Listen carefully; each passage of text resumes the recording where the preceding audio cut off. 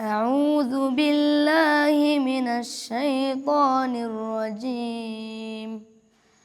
بسم الله الرحمن الرحيم. يا أيها الذين آمنوا لا تكونوا كالذين آذوا موسى فبرأه الله مما قالوا وكان عند الله وجيها. يا أيها الذين آمنوا اتقوا الله وقولوا قولا سديدا يصلح لكم أعمالكم ويغفر لكم ذنوبكم ومن يطع الله ورسوله فقد فاز فوزا عظيما. إنا عرضنا الأمانة على السماوات والأرض والجبال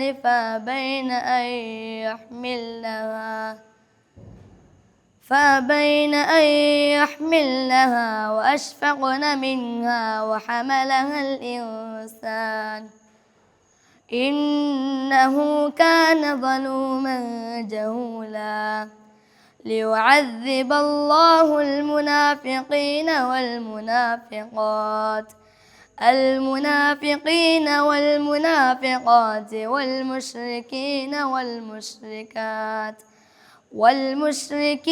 والمشركات ويتوب الله على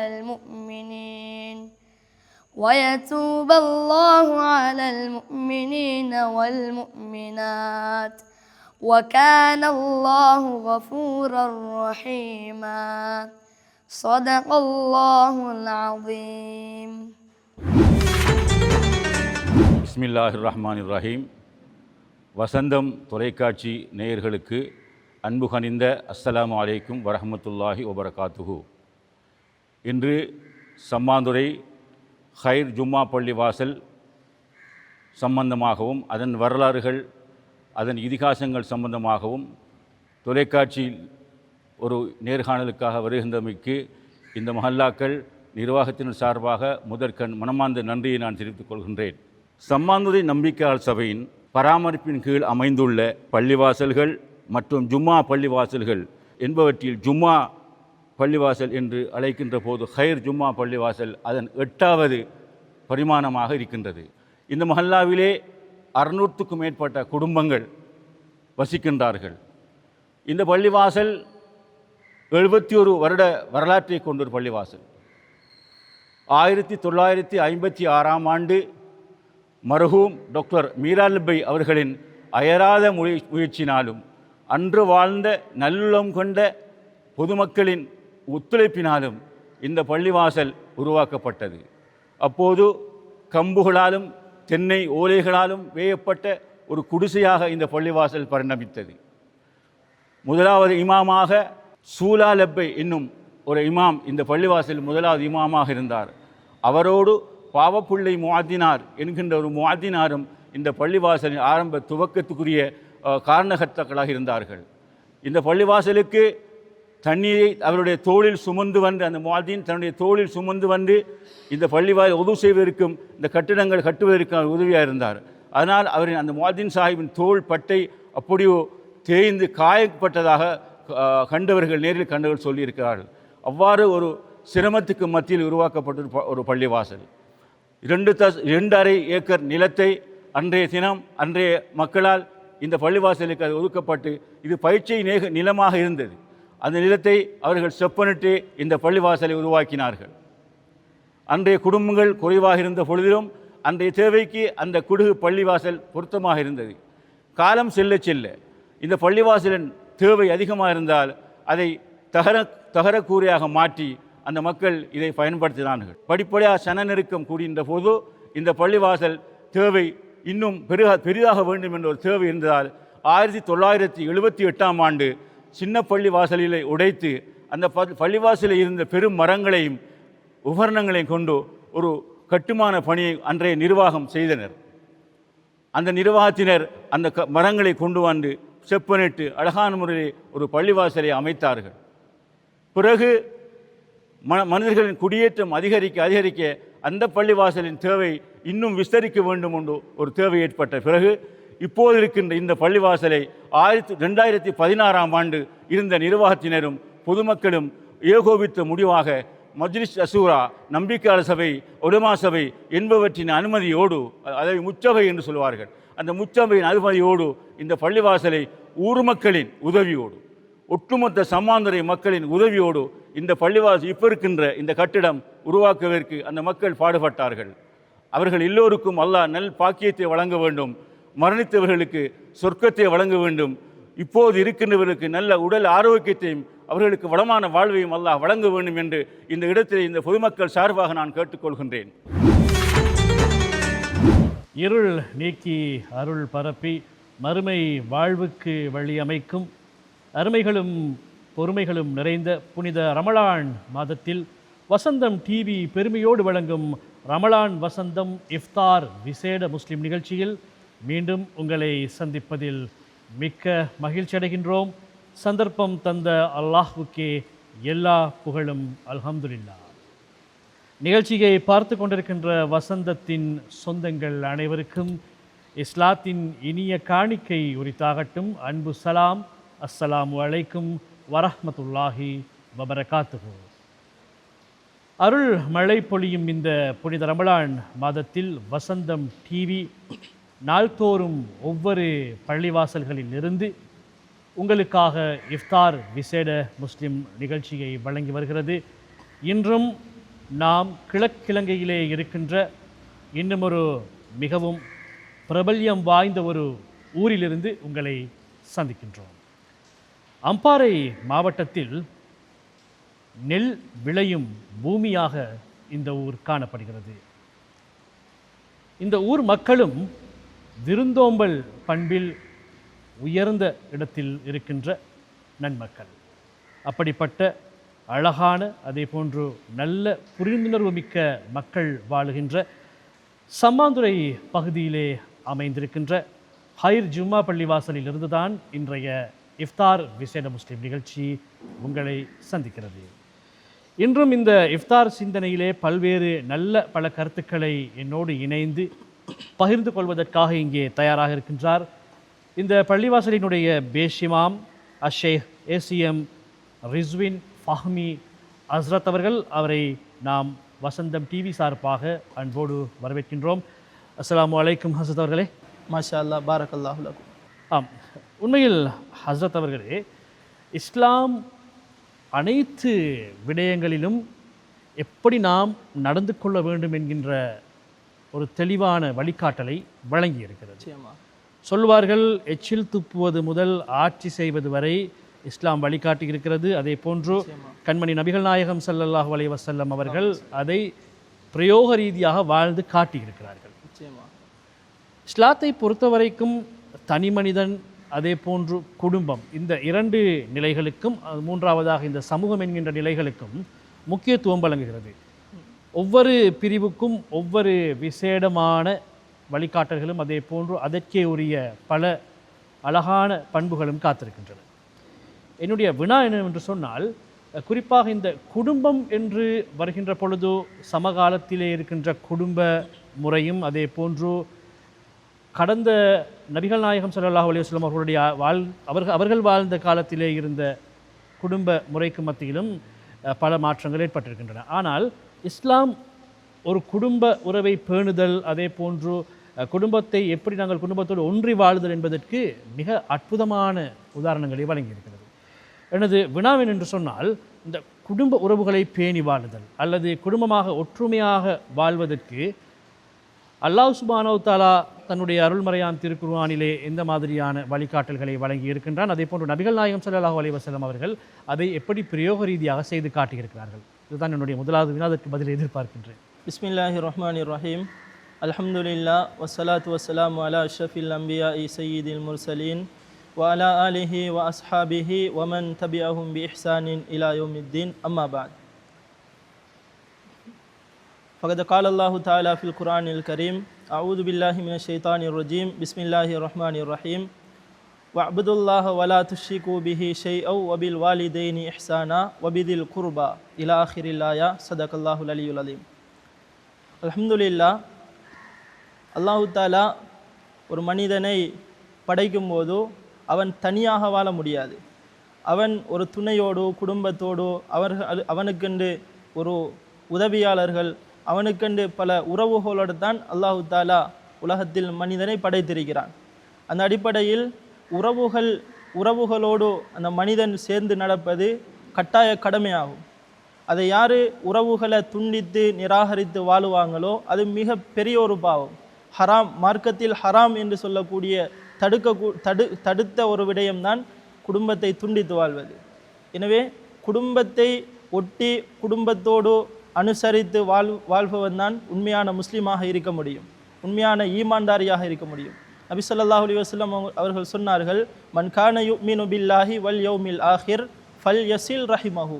யார் அல்லாஹ்வையும் கியாமத்துடைய நாளையும் இறுதி நாளையும் ஈமான் கொள்வார்களோ அவர்கள் குடும்ப உறவை சேர்ந்து வாழட்டும் என்பதாக நபி ஸல்லல்லாஹு அலைஹி வஸல்லம் அவர்கள் சொல்லியிருக்கிறார்கள். நபி ஸல்லல்லாஹு அலைஹி வஸல்லம் அவர்கள் இதை சொன்னது மாத்திரம் அல்லாமல் நபி அவர்கள் குடும்பத்தோடு ஒட்டி உறவாடி வாழ்ந்து காட்டியிருக்கிறார்கள். நபி ஸல்லல்லாஹு அலைஹி வஸல்லம் அவர்களுடைய பரம்பரை மிகவும் பிரமாண்டமான பெரிய ஒரு பிரபல்யமான ஒரு பரம்பரை. பிரபல்யமான பரம்பரையில் இருந்து பிறந்தவர்கள் தான் முஹம்மதுர் ரசூலுல்லாஹி ஸல்லல்லாஹு அலைஹி வஸல்லம் அவர்கள். அவர்களுடைய வாழ்க்கை வெறுமனே வாய் பேச்சுக்கள் மாத்திரமல்லாமல் அவர்கள் எந்த விடயத்தை சொல்வார்களோ அதை செய்து காட்டித்தான் சொல்வார்கள். அதுபோல நபி ஸல்லல்லாஹு அலைஹி வஸல்லம் அவர்கள் குடும்ப உறவோடு ஒட்டி உறவாடி இருக்கிறார்கள். இதற்கு பெரிய ஒரு சான்றுதான் நபி ஸல்லல்லாஹு அலைஹி வஸல்லம் அவர்களுக்கு வஹி வந்த நேரம் நபி ஸல்லல்லாஹு அலைஹி வஸல்லம் அவர்கள் பயந்து நடுங்கி நபி அவர்களுடைய வீட்டுக்கு வருகிறார்கள். வந்த நேரத்தில் ஹதீஜா ரலியல்லாஹு அன்ஹு அவர்களை பார்த்து சொல்கிறார்கள், ஹதீஜாவை என்னை போற்றுங்கள், ஜம்மிலூனியா ஹதீஜா, ஜம்மிலூனியா ஹதீஜா, ஹதீஜாவை என்னை போற்றுங்கள் என்று நபி ஸல்லல்லாஹு அலைஹி வஸல்லம் அவர்கள் சொல்கின்ற நேரத்தில் ஹதீஜா ரலியல்லாஹு அன்ஹா அவர்கள் நபி ஸல்லல்லாஹு அலைஹி வஸல்லம் அவர்களை போற்றுகிறார்கள். கேட்கிறார்கள், உங்களுக்கு என்ன நடந்தது, ஏன் இவ்வளவு அவசரமாக ஆரவாரப்படுகிறீர்கள் என்று கேட்கிறார்கள். நபி ஸல்லல்லாஹு அலைஹி வஸல்லம் அவர்கள் நடந்த விடயத்தை சொல்கிறார்கள். சொன்ன உடனே ஹதீஜா ரலியல்லாஹு அன்ஹா அவர்கள், உங்களை அல்லாஹு தாலா கைவிட மாட்டான், நீங்கள் உண்மையாளராக இருக்கிறீர்கள், நம்பிக்கையாளராக இருக்கிறீர்கள், மக்களுடைய அமானிதத்தை பாதுகாக்கக்கூடியவராக இருக்கிறீர்கள், மேலும் இரத்த பந்தங்களை ஒட்டி உறவாடக்கூடியவராக இருக்கின்றீர்கள் என்றெல்லாம் ஹதீஜா ரலியல்லாஹு அன்ஹா அவங்க நபி ஸல்லல்லாஹு அலைஹி வஸல்லம் அவர்களுக்கு நன்மாராயம் கூறுகிறார்கள். எனவே நபி ஸல்லல்லாஹு அலைஹி வஸல்லம் அவர்கள் இரத்த உறவுகளோடு ஒட்டி அவர்களோடு சேர்ந்து வாழ்ந்திருக்கின்றார்கள் என்பதற்கு இது மிகப்பெரிய ஒரு ஆதாரமாக இருக்கின்றது. அல்லாஹ் தஆலாவும் அல் குர்ஆனில் சொல்கிறான், வஅபுதுல்லாஹ வலா துஷ்ரிகு பிஹி ஷைஆ. அல்லாஹ்வை தவிர வேறு யாரையும் நீங்கள் வணங்க வேண்டாம், அவனுக்கு நிகராக எதையும் இணையாக்க வேண்டாம் என்று சொல்லிட்டு அல்லாஹ் தஆலா தொடர்ந்து சொல்கிறான், வபில் வாலிதைனி இஹ்சானா வபிதில் குர்பா. உங்களோட பெற்றோர்களுக்கும் உபகாரம் செய்யுங்கள், உங்களுடைய நெருங்கிய உறவினர்களுக்கும் உபகாரம் செய்யுங்கள் என்பதாக அல்லாஹ் தஆலா அல் குர்ஆனில் சொல்லி காட்டுகின்றான். எனவே ஒரு மனிதன் குடும்ப உறவுகளோடு பிணைந்து வாழ்வது ஒரு இஸ்லாமியர்களுக்கு அது அவர்களுடைய ஈமானுடைய அடையாளமாக இருந்து கொண்டிருக்கின்றது. ஆம், உண்மையில் ஹஸ்ரத் அவர்களே நல்ல ஒரு ஆரம்பத்தை நீங்கள் முன்வைத்தீர்கள். குடும்ப உறவுகள் தொடர்பில் நிறைய விடயங்களை நான் இன்று உங்களிடம் கேட்டு தெரிந்து கொள்வதற்கு ஆவலாக இருக்கின்றேன். அதற்கு முன்னர் நீங்கள் அந்த நபிகள் நாயகம் ஸல்லல்லாஹு அலைஹி வஸல்லம் அவர்களுடைய வாழ்க்கையிலே நடந்த சம்பவத்தை சுட்டிக்காட்டியிருந்தீர்கள். வஹி வந்தவுடன் அவர்கள் தன்னுடைய மனைவியிடம் சொல்கிறார். மனைவி அதற்கு சொல்கிறார், நீங்கள் உண்மையாளன், நீங்கள் நம்பிக்கையாளன் என்று சொல்லி. இதிலே ஒரு படிப்பினை இருக்கிறது. அதாவது ஹஸ்ரத் அவர்களே, குறிப்பாக ஊரிலே நாங்கள் ஒரு மனிதனை பார்த்தால் சொல்லுவோம் அவர் நல்ல மனிதன் என்று சொல்லுவோம். அதே மாதிரி சிலர் சொல்வார்கள் அவர் நல்ல மனிதன் இல்லை என்று சொல்லி. ஆனால் நபியவங்களுடைய வாழ்க்கையில் ஒரு வழிகாட்டல் இருக்கிறது தானே. ஒரு மனைவி எந்த ஒரு கணவனை பார்த்து நல்ல மனிதன் என்று சொல்கிறாரோ அவர்தான் உண்மையிலேயே அந்த விடயத்தையும் கொஞ்சம் சுட்டிக்காட்டி சென்றால் நன்றாக இருக்கும். இந்த நேரத்தில் நபி ஸல்லல்லாஹு அலைஹி வஸல்லம் அவர்கள் சொன்னார்கள், உங்களில் சிறந்தவர் யார் என்றால் உங்களுடைய மனைவிமார்களிடத்தில் யார் சிறந்தவரோ அவர்கள்தான் சிறந்தவர்கள். ஏனென்றால் வெளியில் ஒரு மனிதன் பலவிதமாக நடந்து கொள்ளலாம், நல்லவர் போல் தன்னை காட்டிக்கொள்ளலாம். ஆனால் அவருடைய சுயரூபம் உண்மையான அவருடைய யதார்த்தமான அவருடைய நடத்தை வந்து அவருடைய மனைவிக்கு தான் தெரியும். மனைவி வந்து கணவன் மனைவிக்கு, மனைவி கணவனுக்கு ஒரு கண்ணாடியை போல இருப்பார்கள். கணவனுடைய முழுமையான விடயங்களை மனைவி அறிந்திருப்பார், மனைவியுடைய முழுமையான அந்தரங்க விடயங்களையும் கணவன் அறிந்திருப்பார். அதனால தான் நபி ஸல்லல்லாஹு அலைஹி வஸல்லம் அவங்க சொன்னாங்க, உங்களில் சிறந்தவர் யாருன்னா உங்கள் மனைவியிடத்தில் யார் சிறந்தவரோ அவர்தான் உங்களிடத்தில் சிறந்தவர் என்பதாக நபி ஸல்லல்லாஹு அலைஹி வஸல்லம் சொல்லியிருக்கிறாங்க. உண்மையில் ஹஸரத் அவர்களே, அடுத்து இந்த குடும்ப உறவுகளை பற்றி நீங்கள் ஒரு நல்லொரு அறிமுகத்தை ஆரம்பத்தை வழங்கியிருந்தீர்கள். ஆனால் தற்போது இருக்கின்ற இந்த சூழலிலே பார்க்கின்ற பொழுது குடும்ப உறவுகளை பேணுவதிலே எந்த அளவுக்கு முஸ்லீம் சமூகத்துக்கு மத்தியிலே கதைக்கின்ற பொழுது நிறைய வழிகாட்டல்கள் கிடைத்த மார்க்கத்தை பின்பற்றுகின்ற முஸ்லீம்களுடைய குடும்பங்களிலே எவ்வளவு விரிசல்கள் இருக்கின்றன என்று எங்களை விட பள்ளியிலே பிரதானமாக வழிகாட்டி கொண்டிருக்கின்ற மௌலைமார்கள் உங்களுக்கு நிறைய தெரியும். ஏனென்றால் நிறைய பேர் உங்களிடம்தான் வந்து தனிப்பட்ட முறையிலே கதைத்து இப்படி பிரச்சனை இருக்கு ஃபேமிலியில் துவா செய்யுங்க ஹஸ்ரத் அப்படின்னு எல்லாம் கேட்பாங்க. அதனால் நிறைய விடயங்களை நீங்கள் அதாவது களத்தில் என்ன நடக்குது என்பதை தெரிந்து வைத்திருக்கிறீர்கள். உண்மையில் இன்று இந்த குடும்பங்கள் அதே போன்று இரத்த பந்தங்களை துண்டித்து வாழுகின்ற விடயம் சர்வசாதாரணமாகிவிட்டது மௌலவி அவர்கள். இதற்கு என்ன, ஏன் இப்படி ஒரு நிலைமை? இன்றைக்கி சர்வசாதாரணமாகி போன ஒரு விடயம்தான் குடும்ப உறவுகளை துண்டித்து வாழ்றது. குடும்பங்களோட பேசுகிறல்ல, குடும்பங்களோட கதைக்கிறல்ல, குடும்பங்களோட ஒட்டி உறவாடுறதுக்குரிய சந்தர்ப்பங்கள் கிடைக்கிறல்ல. ஏன்னா இதை எங்களோட உம்மத் வந்து சரியான ஒரு பாவமாக இதை கருதுறல்ல.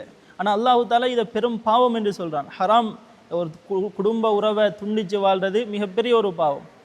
அதனால் இன்றைக்கு மக்கள் இந்த ரமலானுடைய காலம் அதிகமானவர்கள் குர்ஆன் ஓதுறதில் போட்டி போடுறாங்க.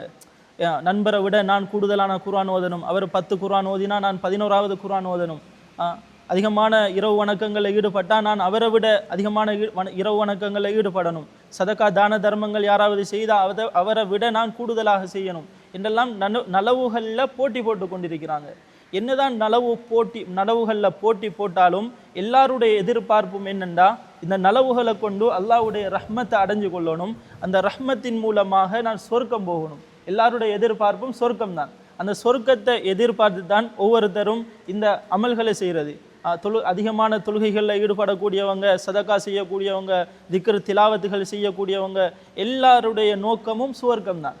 அப்போ சுவர்க்கத்தை அடையிறண்டா அல்லாஹு தாலா நபி ஸல்லல்லாஹு அலைஹி வஸல்லம் அவங்க சொல்கிறாங்க, ஒரு மனிதன் சுவர்க்கத்தை அடைய முடியாது அவன் குடும்ப உறவுகளோட சேர்ந்து நடக்காத வரைக்கும் அவன் சுவர்க்கத்தை அடைஞ்சு கொள்ள முடியாது.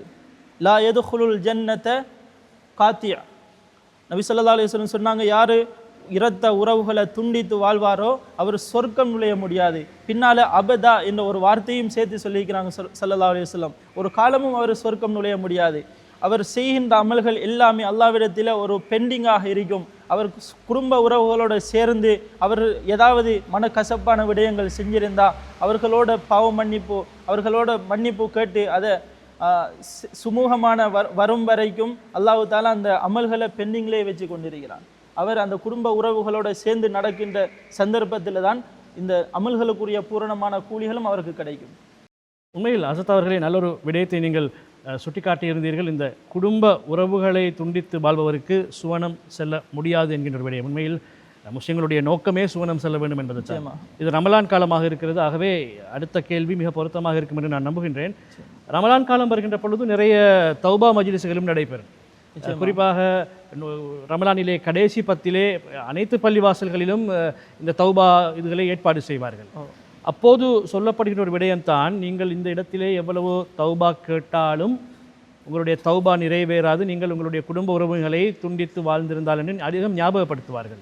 ஒரு மனிதனுக்கு தௌபா இல்லை என்று சொன்னால் பாரதூரம். உண்மையில் இந்த வேளையில் இந்த ரமலான் மாதத்திலே நிறைய பேர் பாவ மன்னிப்பு தேடுகின்ற இந்த காலகட்டத்திலே இந்த குடும்ப உறவுகளை துண்டித்து வாழ்வதால் அவர்களுடைய பாவ மன்னிப்பு நிறைவேறாது என்று சொல்லப்பட்டிருக்கும் இந்த வேளையிலே அப்படிப்பட்டவர்களுக்கு நீங்கள் என்ன மாதிரியான ஆலோசனைகளை வழங்க ஆசைப்படுகிறீர்கள்? குடும்ப உறவை அல்லாஹு தாலா ஒரு குடும்ப உறவை படைத்து விட்டு அல்லாஹு தாலா அந்த உலகத்தில் உள்ள சகல வஸ்துக்களையும் படைத்து விட்டு படைக்கின்ற நேரத்தில் குடும்ப உறவு மாத்திரம் அல்லாஹ்வுடைய அரிசியில் தொங்கிக் கொண்டிருந்தது.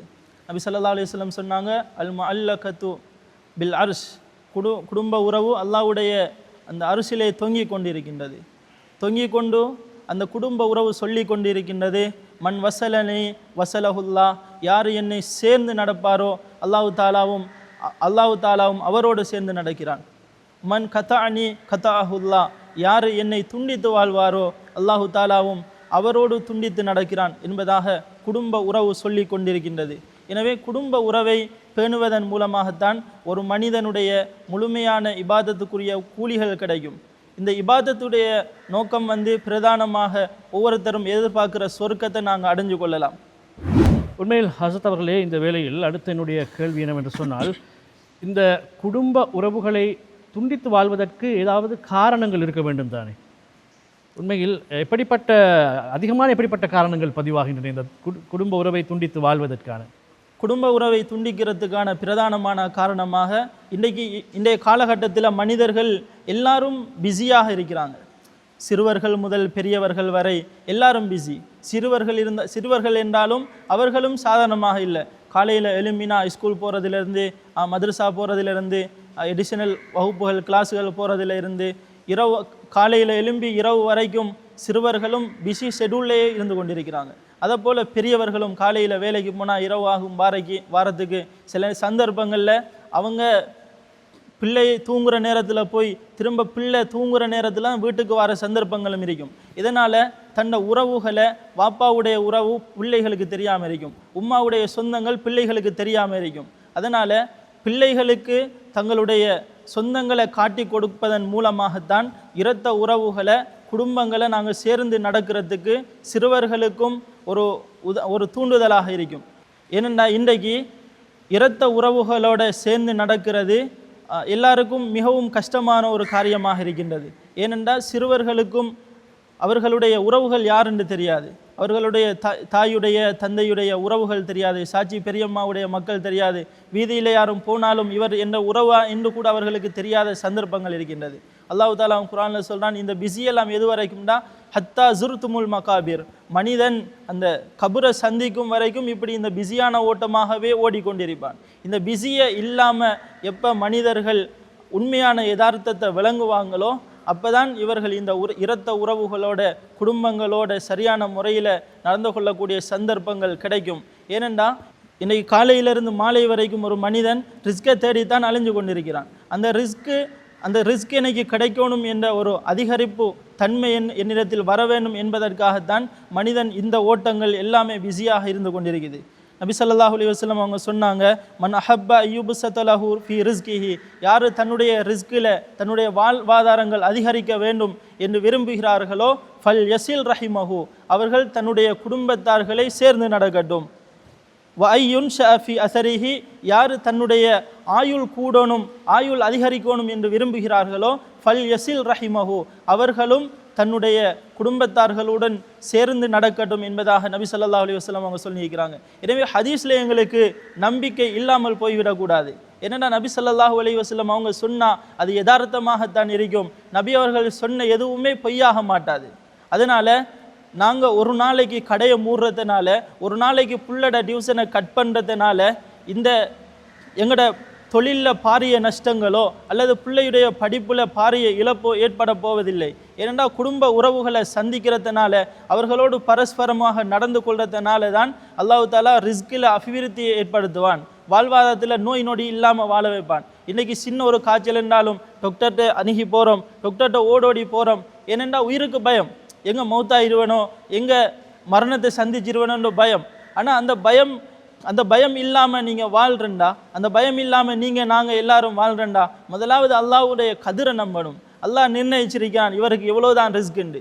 இந்த ரிஸ்க்கு அல்லாஹ் நிர்ணயித்த ரிஸ்க்கை விட கூடுதலாக நாங்கள் சம்பாதிக்கவும் முடியாது, அந்த ரிஸ்க்கை விட குறைவாக நாங்கள் அடைஞ்சு கொள்ளவும் முடியாது.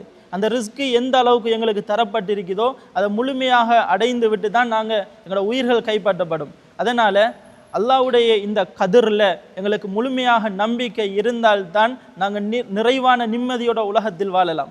நிறைவான நிம்மதியோட உலகத்தில் வாழ்கிறதாக இருந்தால் இந்த கதிரில் முழுமையான நம்பிக்கை எங்களுக்கு ஏற்படுத்தப்பட வேண்டிய தேவை இருக்கின்றது. உண்மையில் அசத்தவர்களே, இந்த குடும்ப உறவுகளை துண்டிப்பதற்கான காரணங்களை பார்க்கின்ற பொழுது காலத்திலே உண்மையில் அதாவது இப்படியான காரணங்களுக்காக எல்லாம் இவர்கள் துண்டித்து வாழ்கிறார்களா என்று சிந்திக்கின்ற அளவுக்கு நிறைய விடயங்கள் அதாவது அதிகரித்து விட்டன. ஏனென்று சொன்னால் இப்போ திருமணத்தை சொல்லுவார்கள், ஒரு திருமணம் நடக்கின்ற பொழுது புதிய குடும்பம் ஒன்று உருவாகிறது. ஆனால் இக்காலத்திலே புதிய குடும்பம் ஒன்று உருவாகும் அதே சந்தர்ப்பத்தில் இருக்கின்ற பழைய குடும்பம் துண்டித்து செல்லுகின்ற நிலைமைகளும் நிறையவே எமது சமூகத்திலே நடைபெறுகிறது. அதாவது அவங்க சரியா எங்களையே இன்வைட் பண்ணல, எங்களை மதிக்கல, இப்படிப்பட்ட விடயங்களில் இரண்டு பக்கமும் இருக்கிறது. அதாவது உரிய மதிப்பு கொடுக்கப்பட வேண்டும், அல்லது ஒழுங்காக அழைப்பு கிடைக்காதவர்கள் கொஞ்சம் சமாளித்து செல்ல வேண்டும். இப்படியான நிறைய விஷயங்கள் நடக்குது தானே. இதுக்கு ஒரு ஆலோசனை எப்படி நீங்கள் சொல்ல விரும்புகிறீர்கள்? குறிப்பாக நிறைய பிளவுகள் வாரது இந்த சொத்து விடயத்திலும் அதே போன்று இந்த திருமண விடயத்திலும். நிச்சயமாக இப்படி வார சந்தர்ப்பங்களில் ஒருவர் இன்னொருவரை அனுசரித்து பொறுமையோடு நடந்து கொள்ள வேண்டும். ஏனென்னா சில அந்த திருமணம் நடக்கக்கூடிய நேரங்கள்லையும் இன்வைட் பண்ணலன்னா அவங்க வேணுமென்று செஞ்சிருக்கக்கூடிய சந்தர்ப்பங்கள் குறைவு. அதிகமான வேலை பளுக்கள் இருப்பதனால மறந்திருப்பாங்க. சில நேரங்களில் அதிகமாக மறக்கக்கூடிய காரணங்கள் கூட இருக்கிறவங்க தான் அதிகமாக மறக்கிற. தூரத்தில் இருக்கிறவங்க லிஸ்ட்டு போட்டு சொல்லிடுவாங்க, பக்கத்தில் இருக்கிறவங்களுக்கு செல்லுப்படுறதுக்கு சந்தர்ப்பங்கள் கிடைக்காது. அதனால் மறதியில் தான் அதெல்லாம் அதிகமாக நடக்கக்கூடிய காரணமாக இருக்கின்றது. அதனால் முதலாவது நாங்கள் பொறுமையை கையாளணும். இவர்கள் சகிப்புத்தன்மையை முதலாவது எங்கள்கிட்ட எடுத்துக்கொள்ளணும். எந்த ஒரு காரியம் நடந்தாலும் இது அல்லாஹ்வுடைய நாட்டப்படி தான் நடக்கின்றது என தவக்குல எங்களுக்கு மத்தியில் நாங்கள் ஏற்படுத்தி கொள்ளணும். ஆம், உண்மையில் மௌலவியர்களே, அடுத்து இன்னுமொரு கேள்வியை நான் கேட்க வேண்டும். குறிப்பாக நிறைய இந்த நானா தம்பிமார் அல்லது தாத்தா தங்கச்சிமாருக்கு மத்தியிலே இந்த ஒரே உமாவுக்கும் பாப்பாவுக்கும் பிறந்த பிள்ளைகளுக்கு மத்தியிலே அவர்கள் சிறு வயதிலே ஒன்றாக வாழ்ந்திருப்பார்கள், ஒருவருக்கு விட்டு கொடுத்து வாழ்ந்திருப்பார்கள். எப்போது பிரச்சனை வரும் என்று சொன்னால் இந்த சொத்துக்களை பிரிக்கின்ற பொழுது வலிமையாக பிரச்சனைகள் நிறைய வருகிறது. இப்போ நீங்கள் சொன்னீர்கள் குடும்ப உறவுகளை துண்டித்து வாழ்வது கூடாது என்று சொல்லி. நான் கேட்கின்றேன், ஒரு குடும்பத்திலே ஒருவர் அநீதி இழைக்கப்பட்டு விட்டார். ஒரு சொத்து பிரிக்கின்ற பொழுது அவருக்குரிய பங்கை கொடுக்காமல் இன்னும் ஒரு சகோதரர் அபகரித்து விட்டார். அதனால் அவர் குடும்ப உறவை துண்டித்து வாழ்கிறார். அவருடைய பக்கத்திலே நியாயம் இருக்கிறது இவரோடு கோபிப்பதற்கு.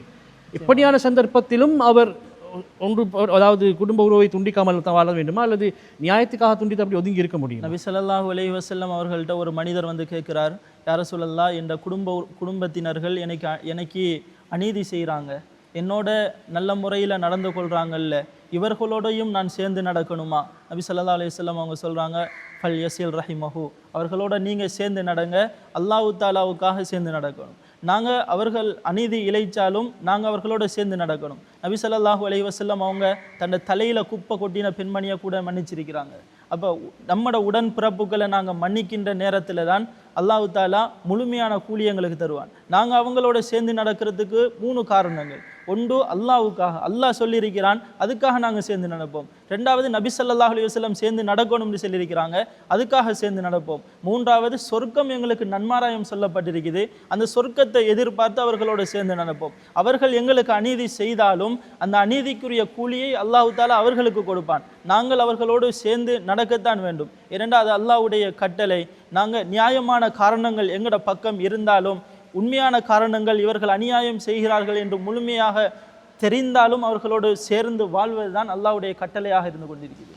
இந்த வேளையில் அஸ்ஸத் அவர்களே, நான் கேட்ட இந்த கேள்வியை வைத்து சில பேரை, அதாவது இந்த அநீதி இழைக்கப்பட்டவர்கள், அநீதி இழைத்தவர்கள், அதாவது ஒருவருக்கு கொடுக்க வேண்டிய சொத்தை கொடுக்காமல் அபகரித்து வைத்திருப்பவர்கள் இப்படி யோசிக்கலாம், அவர் தானே துண்டித்து போயிருக்கிறாரு, அப்போ அவர் கட்டாயம் வந்து சேரத்தான் வேண்டும் என்று யோசிக்கலாம். ஆனால் இன்னும் ஒரு விடயம் இருக்கிறது. இப்படி இவர் அநீதி செய்திருந்தால் அதை அபகரித்த சொத்தையோ அல்லது ஏனைய விடயங்களையோ திருப்பி கொடுக்காதவரை இவருக்கு சொர்க்கம் செல்ல முடியாது தான். இவருக்கு சொர்க்கம் செல்ல முடியாது. அல்லாஹு தாலா அவருடைய ஒரு ரூபாய் பணம் இவரிடத்தில் இருந்தாலும் அல்லாஹு தாலா அவரை சொர்க்கம் நுழைவிக்க விட மாட்டான். ஏனென்றா நபி ஸல்லல்லாஹு அலைஹி வஸல்லம் அவங்களோட காலத்தில் ஒரு ஜனாசா கொண்டு வரப்படுது.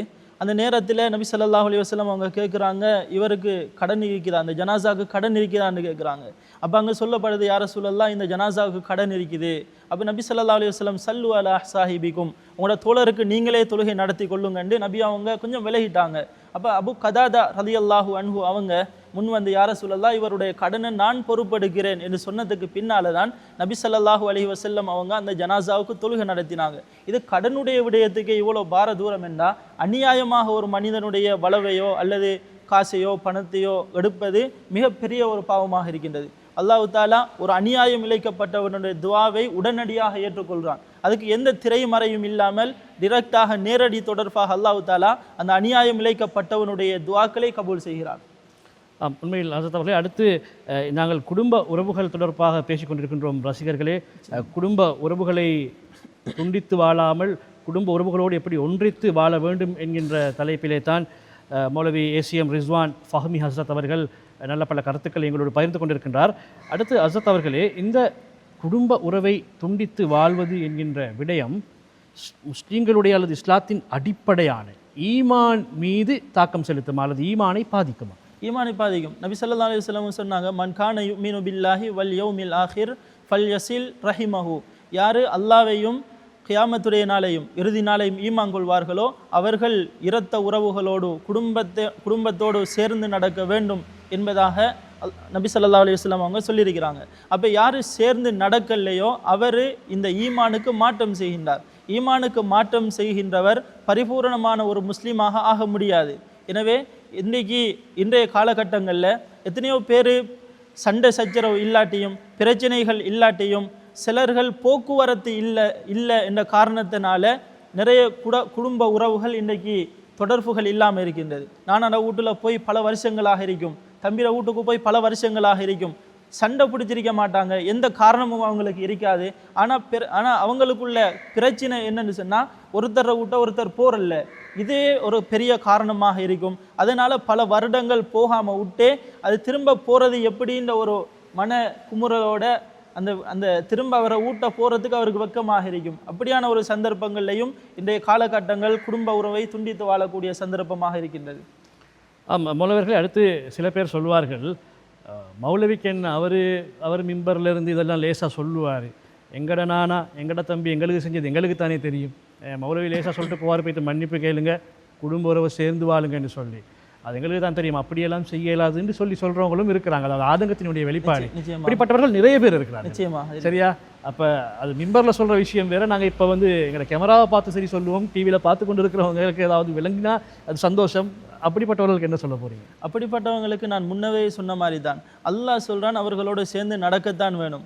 நம்மட பக்கம் என்ன நியாயமான காரணங்கள் இருந்தாலும் யார் எங்களை வெட்டி விட்டாலும் நாங்கள் அவர்களோட ஒட்டி தான் போகணும். அதுதான் ஒரு இஸ்லாமியருடைய ஒரு மிக முக்கியமான ஒரு பண்பாக இருந்து கொண்டிருக்கின்றது. அவர்கள் எங்களை வெறுக்கின்றார்கள் என்பதற்காக நாங்கள் அவர்களை உதாசீனம் செய்ய முடியாது. உண்மையில் மௌலவி அவர்களே, சில கேள்விகளை அதாவது நாங்கள் இப்பொழுது ப்ராக்டிக்கலாக கேட்க வேண்டிய தேவை இருக்கிறது. அதனால தான் அப்படியான அதாவது விளங்க வேண்டும் மக்களுக்கு, அதற்காக தான் அப்படியான கேள்விகளை நான் கேட்டேன். அடுத்து ஹஸரத் அவர்களே, இந்த குடும்ப உறவுகளை துண்டித்து வாழ்பவர்களுக்கு அல்லாஹ்வுடைய கோபம் ஏற்படுமா? அதே போன்று குடும்பத்தை சேர்ந்து வாழ்பவர்களுக்கு அல்லாஹ்வுடைய ரஹ்மத் கிடைக்குமா? அல்லாஹ்வுடைய ரஹ்மத் கிடைக்க வேண்டும் என்றால் ஒரு மனிதன் நிச்சயமாக குடும்ப உறவை சேர்ந்து வாழத்தான் வேண்டும். குடும்ப உறவு அல்லாஹ்வுடைய அரிசியிலே தொங்கிக் கொண்டு நேரத்துடன் நான் சொன்னதை போல மண் வசலனி வசலஹுல்லா, யார் என்னை சேர்ந்து நடப்பார்களோ அவரோடு அல்லாஹ் சேர்ந்து நடப்பான். ஒமன் கத்தானி கத்தாஹுல்லா, யார் என்னை துண்டித்து வாழ்வாரோ அவர் அல்லாஹு தாலாவும் அவரை துண்டித்து விடுவான். அதனால் குடும்ப உறவை சேர்ந்து நடக்கிறது தான் அல்லாஹ்வுடைய ரஹ்மத்தை எங்களுக்கு பெற்றுத்தரும். ஒரு மனிதன் எவ்வளோ அமல் செஞ்சாலும் குடும்ப உறவில் இவர் வீக்காக இருக்கார் என்று சொன்னால் லா எதுகுலுல் ஜன்னத் அபதன், இவர் எக்காலமும் சொர்க்கம் போகையிலா. சர்வசாதாரணமாக இன்றைக்கு சர்வசாதாரணமாக பார்க்கக்கூடிய ஒரு பாவம் தான் குடும்ப உறவை துண்டித்து வாழ்றது. இது எங்களுக்கு மத்தியில் சாதாரணமாக இருந்தாலும் அல்லாஹ்விடத்தில் மார்க்கத்தின் மார்க்கம் சொல்கிறபடி பார்த்தா இது மிகவும் பெரிய ஒரு தடுக்கப்பட்ட ஒரு பாவமாக இருந்து கொண்டிருக்குது. உண்மையில் ஹஸரத் அவர்களே, அடுத்து நாங்கள் இவ்வளவு நேரமும் இந்த குடும்ப உறவுகளை துண்டித்து வாழ்வது தொடர்பாக கதைத்து கொண்டிருக்கின்றோம். நிச்சயமாக என்னுடைய அடுத்த வினா அல்லது இதன் அடுத்த பக்கத்தை பார்த்தால் எப்படி துண்டிக்காமல் சேர்ந்து வாழ்வது என்பத ஒரு கேள்வி எழும். உண்மையில் இந்த குடும்ப உறவுகளை சேர்ந்து நடப்பதற்கான வழிமுறைகள் யாவை என்று நீங்கள் கருதுகிறீர்கள்? சேர்ந்து நடப்பதற்கான வழிமுறைகளாக நபி ஸல்லல்லாஹு அலைஹி வஸல்லம் அவங்க சொல்லியிருக்கிறாங்க. உக்பத் இப்னு ஆமிர் ரலியல்லாஹு அன்ஹு அவங்களுக்கு நபி ஸல்லல்லாஹு அலைஹி வஸல்லம் அவங்க ஒரு உபதேசம் செய்கிறாங்க. அது என்ன உபதேசம் என்றால், சில் மன் கதஅக, உங்களோட யார் இரத்த பந்தங்களை முறிச்சு தொடர்பு இல்லாமல் இருக்கிறாங்களோ நீங்கள் அவர்களோட சேர்ந்து நடங்க. அவர்களோடு சேர்ந்து நடக்கின்ற போதும் இரத்த பந்தங்கள் அதனை புதுப்பித்து அவர்களோடு சேர்ந்து நடக்கக்கூடிய சந்தர்ப்பங்கள் உண்டாகும். அதுக்கென்று அடுத்த ஒரு காரணியாக அவர்களுக்கான அதிகமான தான தர்மங்கள் அவர்களுக்கு செய்ய வேண்டும். நாங்கள் வசதி படைத்தவர்களாக இருந்தால் வசதி படைத்தவர் அவர்கள் எங்களோட உறவினர்கள் வசதியுள்ளவர்களோ வசதியற்றவர்களோ எப்படியானவர்களாக இருந்தாலும் அவர்களுக்கு சதக்காக்கள் கிஃப்ட்டுகள் கொடுக்கின்ற நேரம் இரு சாராருக்கும் மத்தியில் ஒரு அந்நியோன்யம் உண்டாகும். நபி ஸல்லல்லாஹு அலைஹி வஸல்லம் அவங்க சொல்லியிருக்கிறாங்க, சதக்கா கொடுக்கிறதா இருந்தாலும் அந்த சதக்காவை குடும்ப உறவுகளுக்கு தான் முற்படுத்தி கொடுக்கணும். ஏனென்றா ஏனையவர்களுக்கு சதக்கா கொடுக்கறதுனால ஒரு விதமான நன்மை தான் கிடைக்கும், சதக்காவை மட்டும் கொடுத்த நன்மை கிடைக்கும். குடும்ப உறவினர்களுக்கு அந்த சதக்காவை கொடுக்கறதுனால அவர் சதக்கா கொடுத்த நன்மையும் பெற்றுக்கொள்வார், அதை போல குடும்ப உறவையும் புதுப்பித்த நன்மையும் அவர் பெற்றுக்கொள்வார். அடுத்த ஒரு காரணமாக குடும்ப உறவினர்களுக்காக துவா செய்யணும், பிரார்த்திக்கணும். இந்த குடும்ப உறவினர்களுக்காக பிரார்த்திக்கின்ற நேரம் 2 மலக்குமார்கள் நம்மட பக்கத்தில் இருந்து கொண்டு நாங்கள் எந்த துவாவை அவர்களுக்காக கேட்கின்றோமோ அந்த மலக்குமார்கள் மாறி எங்களுக்காக துவா கேட்பார்கள். உதாரணமாக நாங்கள் யாரெல்லாம் அவருடைய வாழ்க்கையில் பரக்கை செஞ்சிருந்தா அந்த மலக்குமார் பக்கத்தில் இருந்து கொண்டு எங்களுக்காக துவா செய்வார், இவருக்கும் பரக்கை செஞ்சிரியா அல்லாண்டு. அப்படி அந்த சந்தர்ப்பங்களையும் எடுத்துக்கொள்ளலாம். அடுத்த ஒரு சந்தர்ப்பம்தான் மார்க்கத்துக்கு முரணான செயற்பாடுகள் யார் செய்தாலும், குடும்பத்தில் உள்ளவர்கள் செய்தாலும் யார் செய்தாலும் அதை நாசூக்கான முறையில் அவர்களுக்கு விளங்கப்படுத்தணும். இது மார்க்கத்துக்கு அப்பாற்பட்ட விடயம், இதை நீங்கள் செய்யக்கூடாது, இதை தவிர்த்து முழுமையாக நீங்கள் இஸ்லாத்துடைய வரையறைக்கு உட்பட்டதாகத்தான் உங்களுடைய செயற்பாடுகளை அமைத்து கொள்ளணும் என்பதை அவர்களுக்கு விளங்கப்படுத்தணும். நபி ஸல்லல்லாஹு அலைஹி வஸல்லம் அவங்க சொன்னாங்க, ஒரு தவறை யாராவது செய்தால் அந்த தவறை உங்களோட கையால் நீங்கள் தடுக்கலாம். உங்களுக்கு கையால் தடுக்கக்கூடிய பலம் சக்தி இருந்தால் நீங்கள் உங்களோட கரத்தால் தடுத்து கொள்ளலாம். இல்லை அது உங்களுக்கு சக்தி இல்லைண்டா நீங்கள் அதை உங்களோட சொல்லால் தடுத்து கொள்ளலாம். உங்களோட வாயால் நீங்கள் இது பாவமாப்பா, இதை செய்யாத, இதை விட்டு விடுண்டு உங்களோட வார்த்தைகளால் அதை தடுத்து கொள்ளலாம். அதுவும் சொல்கிறதுக்கு தைரியம் இல்லை, பயம் என்று இருந்தால் உங்களோட உள்ளத்தால் இது பாவம், இதை செய்யாமூட்டா நல்லமே என்ற வெறுப்பை வெளிப்படுத்தி இந்த பாவத்தில் இருந்து தவிர்த்து கொள்ளலாம். மூணாவதாக பிணக்குகள் குடும்பங்களுக்கு மத்தியில் ஏற்பட்டிருந்தால் அந்த பிணக்குகளை ஒரு நடுவராக இருந்து அவர்களுக்கு மத்தியில் சமரசமாக அந்த பிணக்குகளை முடித்து கொள்வது. இப்படியான இந்த காரணங்கள் குடும்ப உறவை வலுப்படுத்துவதற்கான காரணிகளாக இருக்கும். ஆம், உண்மையில் அசத் அவர்களே, நாங்கள் இந்த குடும்ப உறவுகள் தொடர்பிலே இன்று கதைத்திருந்தோம். இந்த வேளையில் இந்த தலைப்பையும் தாண்டி இன்னும் ஒரு சில விடயங்களையும் நான் இந்த பள்ளியிலிருந்து கதைத்தால் நன்றாக இருக்கும் என்று நான் நம்புகின்றேன். ஏனென்று சொன்னால் சில விடயங்களை கதைப்பதற்கும் பொருத்தமான இடம் தேவை. முன்னுதாரணமாக இருக்கின்ற சில இடங்களிலிருந்து தான் அவற்றை கதைக்க முடியும். இந்த சம்மாந்துறையிலே இருக்கின்ற இந்த ஹைர் ஜும்மா பள்ளிவாசலை பொறுத்த வரைக்கும் சூழ இருக்கின்ற சக இன மக்களோடும் அதே போன்று பள்ளிவாசலை சூழ இருக்கின்ற முஸ்லிம் மக்களோடும் மிகவும் அந்யோன்யமாக வாழுகின்ற ஒரு மஹல்லாவாக, ஒரு பள்ளிவாசலாக இந்த பள்ளிவாசல் இருக்கிறது.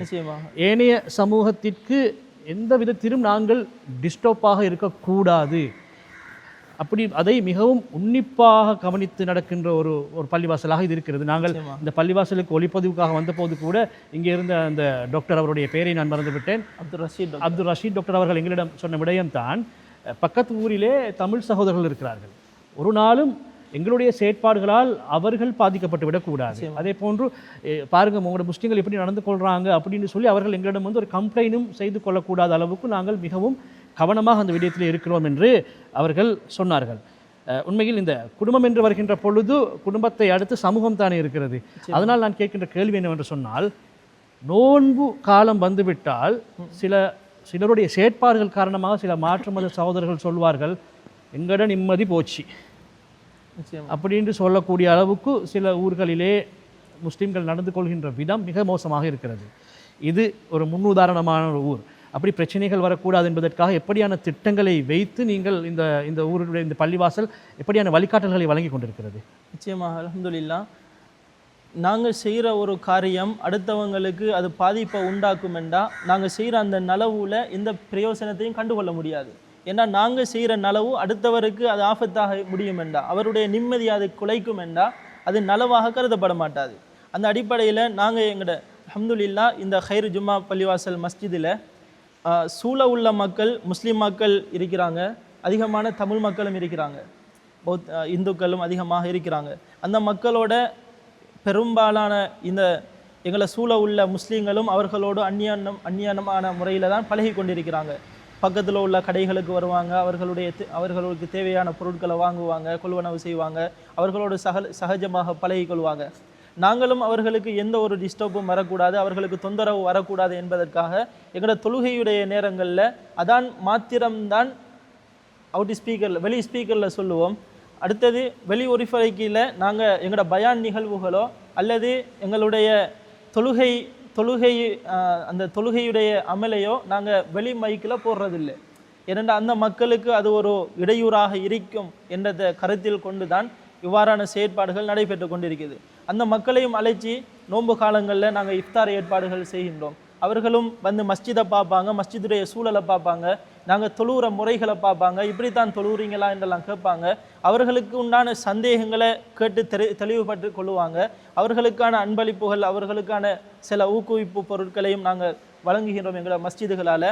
அவர்களுக்குரிய முழுமையான இஃப்தார் ஏற்பாடுகளோட மிகவும் மன திருப்தியோடு தான் அவர்கள் ஒவ்வொரு ரமலானிலும் சென்று கொண்டிருக்கிறார்கள். உண்மையில் அசத்தவர்களே, நான் அடுத்து கேட்க வேண்டிய ஒரு விடயத்தை நீங்கள் சுட்டி காட்டியிருந்தீர்கள். இந்த ஒலிபெருக்கி பாவனை அல்லது ஸ்பீக்கர் பாவனை சில ஊர்களை எடுத்துக்கொண்டால் நிர்வாகத்தினர் அதாவது அறிவீனமாக செயற்படுகின்றார்களா அல்லது நான் பிடித்த முயலுக்கு 3 கால் என்று அதாவது அகந்தையாக செயற்படுகின்றார்களா என்கின்ற ஒரு சந்தேகம் இருக்கிறது. என்னவென்று சொன்னால் அசானை ஒளிபரப்புவதற்கு அனுமதி இருக்கிறது. சில ஊர்களில் தராவியுடைய தொழுகையையும் இந்த ஒலிபெருக்கியிலே ஒளிபரப்பு செய்வார்கள், கியாமுல்லையிலையும் ஒளிபரப்பு செய்வார்கள், யாராவது அன்று நடக்கின்ற விசேட பயான்களையும் ஒளிபரப்பு செய்வார்கள். இது மாற்று மத சகோதரர்களுக்கு எந்த அளவுக்கு ஒரு மிகப்பெரிய ஒரு டிஸ்டர்பாக இருக்கும். இஸ்லாம் இப்படி ஒளிபரப்பியெல்லாம் செய்து தான் உங்களுடைய இந்த விடயங்களை வெளியாருக்கு தெரியப்படுத்த வேண்டும் என்று ஏதாவது கட்டாயம் விதித்திருக்கிறது? ஒளிபெருக்கிய வெளியில் போடுற விஷயம் சம்பந்தமாக அது யாராக இருந்தாலும் அவர்களுக்கு அது ஒரு இடையூறாக தான் இருக்கும். ஏனென்றால் எங்களுக்கு தான் அது வணக்கமே தவிர அவர்களுக்கு இல்லை.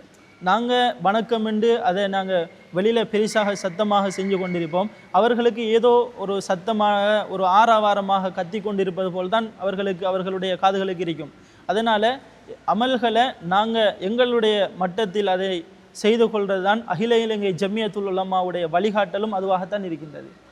உண்மையில் அஸ்ரத் அவர்களே, குறிப்பாக மாற்று மத சகோதரர்களுக்கு மாத்திரமல்ல, சில நிர்வாகத்தினர் எப்படி தெரியுமா சொல்வார்கள், எங்கள் ஏரியாவில் 100% முஸ்லீம் ஆள்கள் தான், சரியா, வேறு யாரும் இல்லை, எல்லாம் முஸ்லீம் ஆள்கள் தான் இருக்கிறாங்க, நாங்கள் இது செய்கிறதால அவங்களுக்கு நன்மை தான் கிடைக்கும் அப்படின்னு சொல்லி அதாவது விதண்டாவாதம் புரிவார்கள். உண்மையில் அப்படி இரவு முழுக்க இந்த ஒலிபெருக்கியை பயன்படுத்துகின்ற பொழுது ஒன்று ஒலி மாசடைகிறது, அதை ஒரு புறம் வைப்போம், அது விஞ்ஞான ரீதியான ஒரு விஷயம். சிறுவர்கள் இருப்பார்கள், நோயாளிகள் இருப்பார்கள், அவர்களுக்கு தூங்க வேண்டிய தேவை இருக்கும், பரீட்சைக்கு தோற்றிருக்கின்ற மாணவர்கள் இருப்பார்கள், அவர்களுக்கு நிச்சயமாக இது டிஸ்டர்பாக இருக்கும். அவர்கள் இப்படி இதை கேட்டு இப்படியான நன்மைகள் மீது அதிருப்தி அடைவார்கள் அல்லது இஸ்லாத்தில் இருக்கின்ற நன்மைகளை அவர்கள் வெறுப்பார்கள். நிச்சயமாக. இது பற்றி என்ன சொல்கிறீர்கள் நீங்கள்? ஏனென்றால் நாங்கள் செய்கின்ற அமல்கள் எங்கள் அளவுக்கு இருந்தால் போதும். இது மற்றவர்களுக்கு ஒரு இடையூறாக இருப்பதை இஸ்லாம் விரும்பலை. அது என்ன ஒரு செயற்பாடுகளாக இருந்தாலும் எங்களுக்கு தான் அது நலவே தவிர அவர்களுக்கு இல்லை. ஒளிபெருக்கியை பாவிப்பது என்பது ஏனையவர்களுக்கு மிகவும் இடையூறான ஒரு செயற்பாடாகத்தான் இருக்கும். அது சிறுவர்கள் தூங்குறண்டாலும் சரி, படிக்கக்கூடிய மாணவர்கள் இருந்தாலும் சரி, வெளிநாட்டில் இருந்து கோல் பேசுகிறவங்களுக்காக இருந்தாலும் சரி, யாருக்காக இருந்தாலும் அந்த ஒரு பாவனை ஒளிபெருக்கியை நாங்கள் வெளியில் சத்தமாக போட்டு கொண்டிருக்கின்ற அந்த பாவனை அனைவருக்கும் இடையூறாகத்தான் இருக்கும். எனவே நாங்கள் அந்த இடையூறை யாருக்கும் எங்களால் இடையூறு இல்லாமல் வாழ்ந்துட்டு போய் தரணும். அதனால் சில இடங்களில் இப்படியான நிகழ்வுகள் நடந்து கொண்டு தான் இருக்கின்றது. உரிய தரப்பினர் இது சம்பந்தமாக கலந்தாலோசித்து அதற்கான அழகான தீர்வுகளும் இருக்கின்றது. அதன் பிரகாரம் அவர்கள் செய்து கொள்ளலாம். உண்மையில் ஹசரத் அவர்களே, இந்த விடயத்திலே அகில இலங்கை ஜமியத்துல் உலமா சபை மிக அழகான வழிகாட்டல்களை வழங்கியிருக்கிறது. நிர்வாகத்தினர் அந்த வழிகாட்டல்களை முழுமையாக பின்பற்றி நடந்தால் இப்படியான பிரச்சனைகள் வராது. அதே போன்று ஊரிலே மூத்த உலமாக்கள் இருக்கிறார்கள். இந்த விடயம் தொடர்பிலே அந்த மூத்த உலமாக்களிடம் மசூரா செய்து தீர்மானம் எடுத்தாலும் கூட இப்படியான பிரச்சனைகள் தோன்றாது. ஆகவே இது நோன்பு காலம் ஆரம்பித்திருக்கிறது. குறிப்பாக விசேடமாக பள்ளிவாசல் நிர்வாகிகளே, இந்த ஒலிபெருக்கி பாவனை விடயத்தில் மிக மிக அவதானமாக செயற்படுங்கள், அடுத்தவர்களுடைய நலனை கருத்தில் கொண்டு செயற்படுங்கள் என்று ஞாபகப்படுத்தி கொண்டு நாங்கள் இந்த அளவோடு இன்றைய இஃப்தார் சிந்தனை கலந்துரையாடல் நிகழ்ச்சியை நிறைவு செய்கின்றோம். இன்றைய நிகழ்ச்சி கிழக்கு மாகாணம் அம்பாறை மாவட்டம் சம்மாந்துறை கயிர் ஜும்மா பள்ளி வாசலில் இருந்து உங்களை சந்தித்தது. இந்த நிகழ்ச்சி ஒருங்கிணைப்பில் ஒத்துழைப்பு வழங்கிய வசந்தம் டிவியின் செய்தியாளர் ULM ரியாஸ் அவர்களையும் நாங்கள் இந்த வேளையில் நன்றியோடு ஞாபகப்படுத்துகின்றோம். கலந்துரையாடலில் கலந்து கொண்டு நல்ல பல கருத்துக்களை தெரிவித்தமைக்காக பள்ளிவாசலினுடைய பேஷ் இமாம் அஷேக் ACM ரிஸ்வின் ஃபஹமி ஹஸ்ரத் அவர்களுக்கு வசந்தம் டிவி சார்பாக நாங்கள் எங்களுடைய நன்றிகளை தெரிவித்துக் கொள்கின்றோம். ஜஸாக் அல்லாஹு ஹைரன் ஹஸ்ரத் அவர்களே. மாஷா அல்லாஹ், பாரக்கல்லாஹு ஃபீக்கும். இன்னல் ஹம்தலில்லாஹ் நஹ்மதுஹு வ நஸ்தஈனுஹு வ நஸ்தக்ஃபிருஹு வ நஊது பிக மின் ஷுரூரி அன்ஃபுஸினா வ மின் ஸய்யிஆத்தி அஅமாலினா. அஊது பில்லாஹி மினஷ் ஷைத்தானிர் ரஜீம். பிஸ்மில்லாஹிர் ரஹ்மானிர் ரஹீம். நன்மைகளை விதைக்கும் விதை நிலமாய் அல்லாஹ்வின் ரஹ்மத்துக்கள் மலையாய் பொழிகின்ற இப்புனிதமான ரமலான் மாதத்திலே அல்லாஹ்வின் பேரருக்காய் காத்திருக்கும் ரமலான் வசந்தம் நேயர்கள் அனைவருக்கும் அஸ்ஸலாமு அலைக்கும் வரஹ்மத்துல்லாஹி வபரகாத்துஹு. மரணத்தை மறந்து வாழும் மனிதர்களுக்கு மத்தியில் மரணப்பிடியில் மனிதன் என்ற தலைப்பின் அடிப்படையில் சற்று பேசலாம் என்று நினைக்கின்றேன். ஆம், அந்த வகையில் புலங்களுக்கு அப்பாற்பட்ட எந்த ஒன்றையும் நம்பிக்கை கொள்ளாத நாத்திகர்களின் சிந்தனையை சூரா ஜாசியாவின் 24வது வசனத்தின் ஊடாக நோக்குவோம். அஊது பில்லாஹி மினஷ் ஷைத்தானிர் ரஜீம். وقالوا ما هي إلا حياتنا الدنيا نموت ونحيا وما يهلكنا إلا الدهر. அதாவது அல்லாஹ் நாத்திகர்கள் சிந்தனை எவ்வாறு இங்கு கூறுகின்றான் என்றால், அவர்கள் கூறுகின்றார்கள், நாங்கள் பிறக்கின்றோம், பின்னர் மரணிக்கின்றோம், இந்த மரணத்துக்கு பின்னர் எங்களுக்கு எந்த ஒரு வாழ்க்கையும் கிடையாது என்று அவர்கள் கூறுகின்றார்கள். இப்பேற்பட்டவர்கள் மரணத்தை அலட்டிக் கொள்வதில்லை.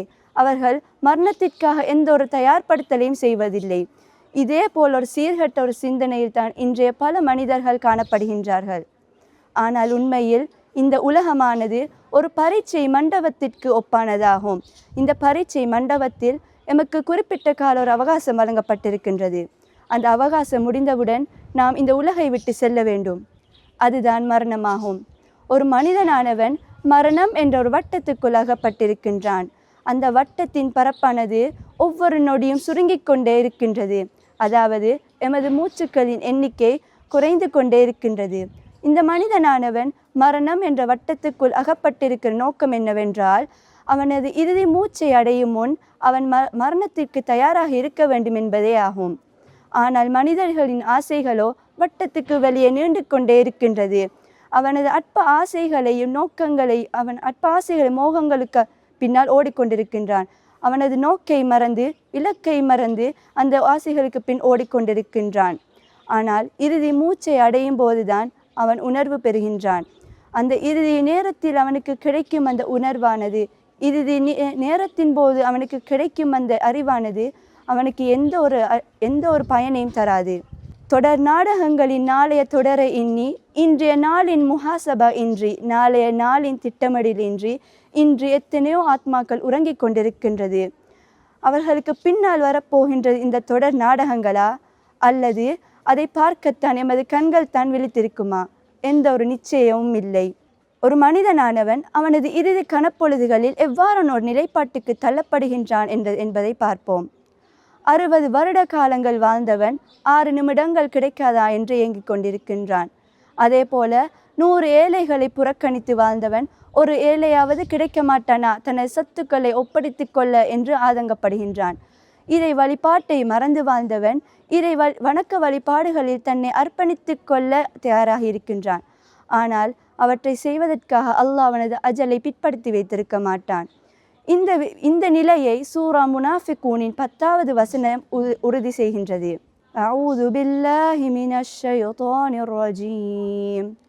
وأنفقوا مما رزقناكم من قبل أن يأتي أحدكم الموت فيقول ربي لولا أخرتني إلى أجل قريب فأصدق وأكن من الصالحين. அதாவது அல்லாஹ் கூறுகின்றான், உங்களது இறுதி மூச்சை அடையும் முன் நீங்கள் தான தர்மங்களை வழங்கிவிடுங்கள். அவ்வாறு வழங்காமல் இருப்பவர்கள் இறைவனிடம், இறைவா இதனை சற்று தாமதித்து வைத்திருக்க முடியாதா, நாங்களும் தான தர்மங்களை வழங்கி நல்லோர்களில் ஒருவனாக ஆகிவிடுவோம் என்று கூறுகிறார்கள். இந்த வசனத்தினூடாக நாம் இறுதி வரை இல்லாமல் எப்போதும் மரணத்திற்கு தயாராகி இருக்க வேண்டும், எப்போதும் மரணத்தை ஆதரிப்பவர்களாக இருக்க வேண்டும் என்பது உறுதி செய்யப்படுகின்றது. வாழ்வது சிறிது காலம்தானே, அதில் இன்பங்களை அனுபவித்து செல்லலாம் என்று இருப்பவர்களுக்கு நான் ஒரு எச்சரிக்கை விடுக்கின்றேன். மரணம் என்பது எமது வாழ்க்கையின் முடிவல்ல, மாறாக அது எமது வாழ்க்கைக்கு ஒரு புதிய வடிவத்தை கொடுக்கின்றது. அதாவது இந்த உலகில் பரீட்சை மண்டபத்தில் நாம் செய்தவைகளுக்காக வெகுமதிகளை வழங்கும் விதமாகவே மரணத்துக்கு பின்னரான அந்த நிரந்தர வாழ்க்கை அமைப்போகின்றது. அதனை சூரா அன்கபூத்தின் 57வது வசனத்தினூடாக நோக்குவோம். அஊது பில்லாஹி மினஷ் ஷைத்தானிர் ரஜீம். குல்லு நஃப்ஸின் ذائقத்துல் மௌத் சும்ம இலைனா துர்ஜஊன். அதாவது அல்லாஹ் கூறுகின்றான், சும்ம இலைனா துர்ஜஊன், நீங்கள் மீண்டும் எங்களிடமே வர வேண்டும் என்று கூறுகின்றான். எதற்காக? அந்த விசாரணைக்காக. நாம் இந்த உலகில் வாழ்கிறோம், இந்த உலகில் செய்தவைகளுக்காக விசாரிக்கப்படுவதற்காகவே மீண்டும் அவனிடம் செல்ல வேண்டும் என்பது உறுதி செய்யப்படுகின்றது. அடுத்ததாக, உலக மோகங்களிலும் உலக இன்பங்களிலும் மூழ்கி கிடக்கும் ஒரு மனிதனின் உள்ளத்தில் ஒரு கரை படுகின்றது. அதிகமாக மரணத்தை நினைவு கூறுவதன் மூலம் அந்த கரையானது தூய்மைப்படுத்தப்படுகின்றது. நாம் அதிகமாக பாவ மன்னிப்பு கோருதல், இறை வழிபாட்டில் திளைத்திருத்தல், இறை இருப்பதை கொண்டு போதுமாக்கிக் கொள்ளல் போன்ற 3 நிலைகளும் மரணத்தை நினைவு கூறும் ஒரு மனிதனின் உன்னத நிலைகளாக அல்ஹாக் ரஹிமஹுல்லா அவர்கள் கூறுகின்றார்கள். ஒரு இன்பமாக இருந்தாலும் சரி, துன்பமாக இருந்தாலும் சரி, ஆரோக்கியம், நோய், லாபம், நஷ்டம், வெற்றி, தோல்வி, எந்த ஒரு நிலையாக இருந்தாலும் சரி, நமது ஒவ்வொரு நிலைகளிலும் மரணத்தை நினைவு கூறும் ஒரு மனிதனாக நாம் இருக்க வேண்டும். திருமதியில் பதிவான ஒரு ஹதீஸை நோக்குவோமானால், நபி ஸல்லல்லாஹு அலைஹி வஸல்லம் அவர்கள் கூறியதாக அபூ ஹுரைரா ரலியல்லாஹு அன்ஹு அவர்கள் அறிவிக்கின்றார்கள், நீங்கள் அதிகமாக மரணத்தை நினைவு கூறுங்கள், இதனால் நீங்கள் உலக மோகங்களிலும் இன்பங்களிலும் வீழ்வதை விட்டும் அது உங்களை பாதுகாக்கும் என்று அவர்கள் கூறுகின்றார்கள். ஆம், அந்த வகையில் பல வர்ணங்களின் கலவைக்குள் வாழ்ந்த மனிதனை வெள்ளை கபனிட்டு அழகு பார்க்கும் இந்த மரணத்தின் இறுதி பிடிக்கும் முன்னர் மறுமையில் எமது இலக்கான சுவனத்தை அடையும் வகையில் எமது வாழ்க்கையை அமைத்து கொள்ள எல்லாம் வல்ல அல்லாஹ் அருள் புரிவானாக என்று பிரார்த்தித்தவளாய் உங்களுடன் விடை பெறும் நான் ஆயிஷா உயர்கல்வி கல்லூரியின் இறுதி வருட மாணவியான சமா ஜுபைர். அஸ்ஸலாமு அலைக்கும் வரஹ்மத்துல்லாஹி வபரகாத்துஹு. அஸ்ஸலாமு அலைக்கும் வரஹ்மத்துல்லாஹி வபரகாத்துஹு. பிஸ்மில்லாஹிர் ரஹ்மானிர் ரஹீம். அல்ஹம்துலில்லாஹி ரப்பில் ஆலமீன். அஸ்ஸலாத்து வஸ்ஸலாமு அலா சய்யிதில் அன்பியாஇ வல் முர்சலீன் வ அலா ஆலிஹி வ ஸஹ்பிஹி அஜ்மஈன். அம்மா பஅத். فقد قال الله سبحانه وتعالى في كلامه العزيز: أعوذ بالله من الشيطان الرجيم. بسم الله الرحمن الرحيم. يا أيها المزمل قم الليل إلا قليلا نصفه أو انقص منه قليلا أو زد عليه ورتل القرآن ترتيلا. صدق الله العلي العظيم. அன்பிற்கும் மரியாதைக்கும் உரிய இஸ்லாமிய உறவுகளே, சகோதரர்களே, அல்லாஹு சுபஹானஹு வ தஆலா புனிதமான ரமதான் மாதத்தை எமக்கு அளித்திருக்கின்றான். இந்த மாதம் வருவதற்கு முன்னாலே அன்பு நபி ஸல்லல்லாஹு அலைஹி வஸல்லம் அவர்கள் மக்கள் எல்லோரையும் ஒன்றிணைத்து மக்கள் எல்லோரிடமும் ஒரு பொது உபதேசம் செய்தார்கள். யா ஐயுஹன் நாஸ், மக்களே, கத் அகல்லக்கும் ஷஹ்ருன் அஸீமுன் முபாரக், பரக்கத்துக்களோடு அதனுடைய மகத்துவத்தை, அதனுடைய உயர்வை அளவிட முடியாத அளவு மிக பெரும் மகத்துவத்தோடு ஒரு மாதம் உங்களிடம் வந்திருக்கின்றது. ஷஹ்ருன் ஃபீஹி லைலத்துன் ഖൈറുம் மின் அல்ஃபி ஷஹர், அந்த மாதத்தில் 1000 மாதங்களை விட சிறந்த ஒரு இரவும் உள்ளது. ஷஹ்ருன் ஃபீஹி உன்சிலல் குர்ஆன், அந்த மாதத்தில் தான் அல் குர்ஆனும் இறக்கி அருளப்பட்டது என்ற பல சிறப்புக்களை சொல்லி நபி ஸல்லல்லாஹு அலைஹி வஸல்லம் அவர்கள் அன்பு தோழர்களுக்கு இந்த மாதத்தை பற்றி ஒரு விழிப்புணர்வு செய்தார்கள். அல்லாஹு தஆலா அந்த மாதத்தை எமக்கு தந்திருக்கின்றான். இந்த மாதத்திலே மிக விசேஷமான 2 அமல்களை நபி ஸல்லல்லாஹு அலைஹி வஸல்லம் கூறுகின்றார்கள். அதிலே ஃபரதல்லாஹு அலைக்கும் ஸியாமா, அதனுடைய பகலிலே நீங்கள் நோன்பிருக்க வேண்டும் என்று அல்லாஹு தஆலா கட்டாயப்படுத்துகின்றான். வசனன்துஹு கியாமா, அந்த ரமதானுடைய மாதத்தின் இரவிலே நீங்கள் நின்று வணங்க வேண்டும், கியாமுல் லைலில் ஈடுபட வேண்டும் என்பதை எனது வழிமுறையாக்கி தருகின்றேன் என்று நபி ஸல்லல்லாஹு அலைஹி வஸல்லம் அவர்கள் கூறுகின்றார்கள். அல்லாஹு சுப்ஹானஹு வ தஆலா இரவுடைய வணக்கத்தை மிகவும் விரும்புகின்றான்.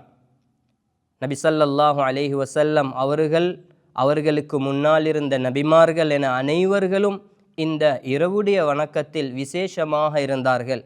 ஹஸ்ரத் தாவூத் அலைஹிஸ்ஸலாம் அவர்களுடைய அந்த இரவு வணக்கத்தை பற்றி அன்பு நபி ஸல்லல்லாஹு அலைஹி வஸல்லம் அவர்கள் உயர்வாக பேசியிருந்தார்கள்.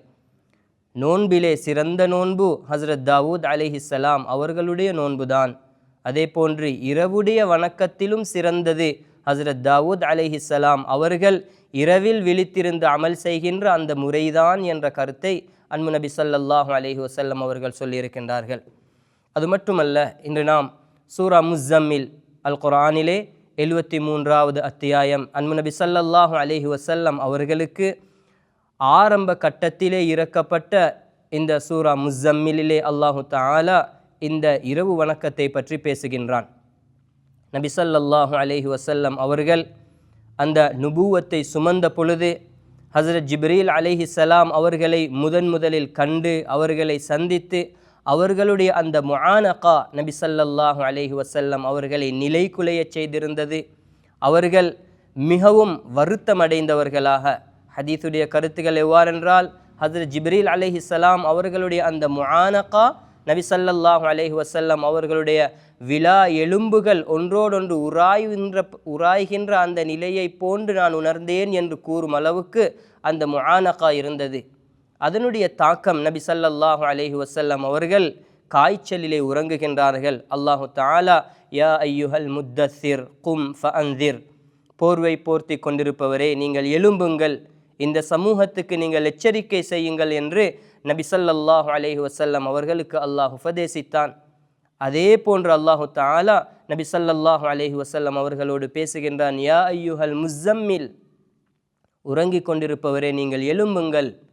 கும், அல்லாஹு தஆலா நபியை பார்த்து பேசுகின்றான். குமில் லைல இல்லா கலீலா, இரவுடைய நேரத்திலே நீங்கள் எவ்வாறு அல்லாஹு தஆலா சூரா முத்தஸ்ஸிரிலே நீங்கள் பகலிலே இந்த சமூகத்துக்கு எச்சரிக்கை செய்யுங்கள், அல்லாஹுடைய அத்தாட்சிகளை இந்த சமூகத்திடம் பேசுங்கள், மறுமையை பற்றிய எச்சரிக்கைகளை இந்த சமூகத்துக்கு முன்வையுங்கள் என்று அல்லாஹ் கூறினானோ, அதுபோன்று அந்த வஹீயை சுமந்த நுபுவத்தை சுமந்த அந்த நபிக்குரிய அமலாக அல்லாஹு தஆலா இரவுக்கு ஒரு வழிகாட்டல் செய்கின்றான். குமில் லைல இல்லா கலீலா, இரவிலே நீங்கள் கொஞ்ச நேரம் உறங்குங்கள், அதிகமான நேரங்கள் நீங்கள் விழித்திருந்து அமல் செய்யுங்கள், நீங்கள் நின்று வணங்குங்கள் என்றெல்லாம் அல்லாஹு தஆலா நபி ஸல்லல்லாஹு அலைஹி வஸல்லம் அவர்களுக்கு கூறுகின்றான். அதன் பிறகு அல்லாஹு தஆலா பேசுகின்றான். நிஸ்ஃபஹு அவின் குஸ்மின்ஹு, அல்லாஹு தஆலா கூறுகின்றான் அந்த இரவுடைய மிக பெரும் பகுதி, முக்கால்வாதி அதைவிட அதிகம் என்று அல்லாஹு தஆலா கூறிவிட்டு, இல்லை நீங்கள் அரைவாசி நீங்கள் உறங்கி அரைவாசி நீங்கள் நின்று வணங்குங்கள், அது பிரச்சனை அல்ல என்று அல்லாஹு தஆலா கூறிவிட்டு, அதைவிடவும் கொஞ்சம் குறைத்து கொண்டாலும் பிரச்சனை இல்லை. இரவிலே 1/3 பகுதி, அது ஆரம்ப பகுதியாக இருக்கலாம், நடுப்பகுதியாக இருக்கலாம், இறுதி பகுதியாக இருக்கலாம், ஏதோ 1/3 பகுதியை நீங்கள் இரவுடைய வணக்கத்துக்காக எடுத்துக்கொள்ளுங்கள் என்று கூறுகின்றான். திரும்பவும் கூறுகின்றான் அவுசித் அலைஹி, அல்லது நீங்கள் இன்னும் கொஞ்சம் அதிகரித்து 2/3 பகுதியை நீங்கள் இபாதத்துக்காக எடுத்துக்கொள்ளுங்கள், 1/3 பகுதியை உறக்கத்துக்காக எடுத்துக்கொள்ளுங்கள் என்றும் கூறுகின்றான். அதன் பின்புதான் அல்லாஹு தஆலா வரத்திலில் குர்ஆன தர்த்தீலா, நீங்கள் குர்ஆனையும் ஓதுகின்ற பொழுது அதை ஓதுகின்ற முறை பேணி ஓதுங்கள் என்று கூறுகின்றான். இந்த ரமதானுடைய மாதம் இந்த இரண்டிலும் விசேஷமான மாதம்தான். ஏனென்றால் அல்லாஹு சுப்ஹானஹு வ தஆலா இந்த ரமதானுடைய மாதத்தை பற்றி கூறுகின்ற பொழுது ஷஹ்ரு ரமதான் அல்லதி உன்சில ஃபீஹில் குர்ஆன், இந்த மாதம் குர்ஆன் இறக்கப்பட்ட மாதம் என்று பேசுகின்றான். இந்த மாதத்திலே அதிகமாக குர்ஆனுக்கான எம்முடைய அமல்களில் அதிகமான நேரங்கள் ஒதுக்கப்பட வேண்டும். ஷஅபானுடைய மாதத்திலே முஹத்திஸூன்கள் என்பவர்கள், அவர்கள் மூலமாக தான் இந்த மார்க்கம் எமக்கு மார்க்கமாக பாதுகாக்கப்பட்டு கொடுக்கப்பட்டிருக்கின்றது. அவர்களுடைய மிக பெரும் அர்ப்பணிப்பு அங்கிருந்தது. அவ்வாறிருந்தும் கூட ஷஅபானுடைய மாதம் வந்துவிட்டாலே அவர்கள் தங்களுடைய ஹதீஸுடைய பாடங்களை நிறுத்திவிட்டு சொல்வார்கள், வருகின்ற மாதம் குர்ஆனுக்குரிய மாதம், எனவே ஷஹ்ரு ஷஅபானு ஷஹ்ருல் குர்ரா, ஷஹ்ரு ஷஅபா, இந்த ஷஅபானுடைய மாதம் இது குர்ராக்களுக்குரிய மாதம் என்று அந்த இமாம்கள் கூறி குர்ஆன் ஓதுவதிலே தங்களை ஈடுபடுத்திக் கொள்வார்கள். அதனுடைய ரமதானிலே அந்த குர்ஆனுடைய அவர்களுடைய அந்த ஓதலுடைய பிரத்யேகமான, அவர்களுடைய அந்த ஓதலின் மிக தீவிரமான அந்த அவர்களுடைய அந்த அமலை ரமதானிலே வெளிக்காட்டுவதற்காக வேண்டி ஷஅபான் முழுவதும் அவர்கள் ஓதுவார்கள். அல்லாஹ் சுப்ஹானஹு வ தஆலா அந்த மாதத்தை தான் எமக்கு தந்திருக்கின்றான். இந்த மாதத்திலே குர்ஆனை ஓத பழகி கொள்ள வேண்டும். இந்த மாதத்திலே அதிகமாக குர்ஆன் ஓத வேண்டும். இந்த மாதத்திலே குர்ஆனிலிருந்து அல்லாஹ் எம்மோடு எதை பேசுகின்றான், எமக்கு எவ்வாறான வழிகாட்டுதல்கள் செய்கின்றான் என்ற விடயங்களை நாம் உணர்ந்து கொள்ள வேண்டும். அல்லாஹ் சுப்ஹானஹு வ தஆலா இரவு வணக்கத்தை பற்றி இந்த சூறாவிலே முதலாவது பேசுகின்றான். நபி ஸல்லல்லாஹு அலைஹி வஸல்லம் அவர்கள் எப்பொழுதும் இதை விட்டது கிடையாது. ஆயிஷா ரதியல்லாஹு அன்ஹா அவர்களிடம் நபி அலைஹிஸ்ஸலாம் அவர்களில் நீங்கள் கண்ட ஆச்சரியம் என்ன என்று கேட்ட பொழுதும் கூட ஒரு நாள் நபி அலைஹிஸ்ஸலாம் அவர்கள் வந்தார்கள், என்னுடன் உறங்கினார்கள்.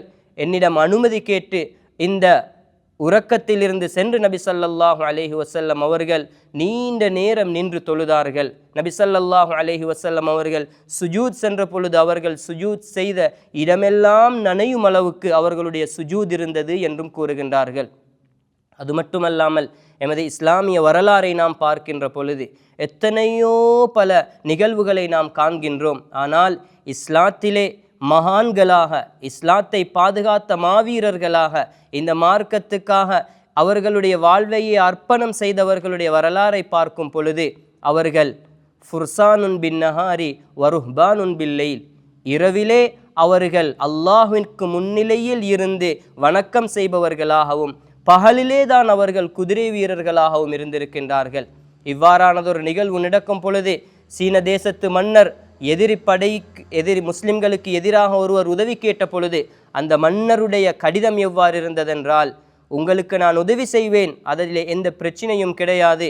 அந்த உதவி எவ்வாறு இருக்கும் என்றிருந்தால், எமது படையுடைய ஆரம்பம் உங்களுடன் இருக்கும், அதனுடைய இறுதி எனது நாட்டில் இருக்கும். ஆனாலும் இவர்கள் குறைவானவர்களாக இருந்தாலும் இவர்களை உங்களால் வெல்ல முடியாது. ஏனென்றால் இவர்கள் இரவுடைய வணக்கத்தில் இருக்கின்றார்கள், பகலிலே முயற்சி செய்கின்றார்கள்.